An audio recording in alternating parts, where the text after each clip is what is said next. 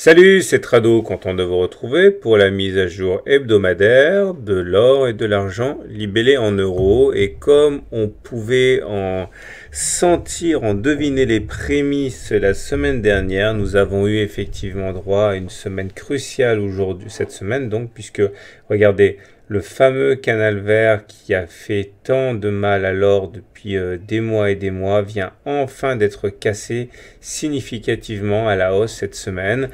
Alors, ce n'est pas la seule bonne nouvelle, mais elle est quand même très importante, celle-là, puisque, eh bien, si on arrive à se maintenir au-dessus de cet ancien canal qui vient d'être donc cassé, eh bien, l'objectif serait effectivement, à terme, d'aller chercher le haut de ce nouveau canal, obtenu par report de l'épaisseur du canal au-dessus du point de cassure. Voilà, ça nous donne cela.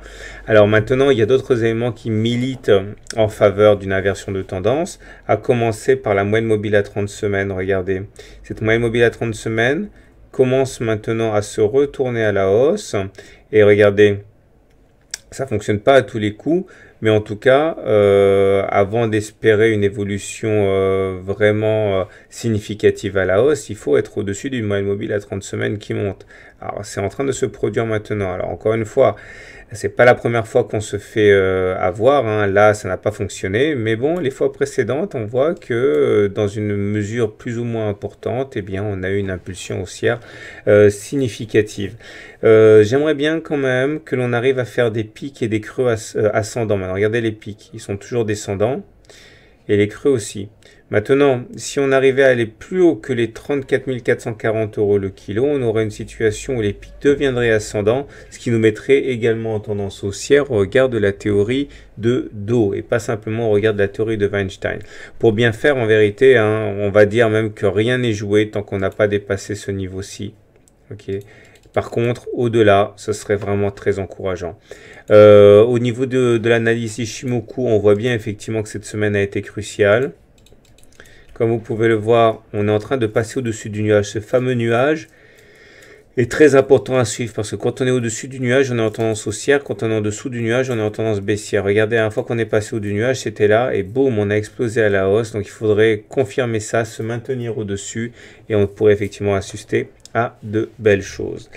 Maintenant, si on regarde l'analyse de l'argent, cette fois-ci, toujours libellé en euros et toujours en unité hebdomadaire. Bon, c'est pas aussi bien, mais c'est pas mal quand même.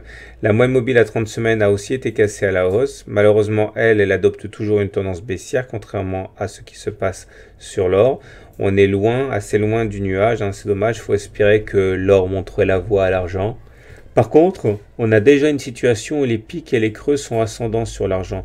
Donc on n'est pas en tendance, on est en tendance baissière pour Ishimoku, neutre pour Weinstein parce qu'on est au-dessus du moyenne mobile à 30 semaines qui descend encore.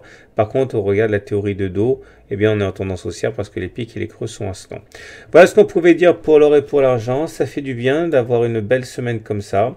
Espérons que ça dure.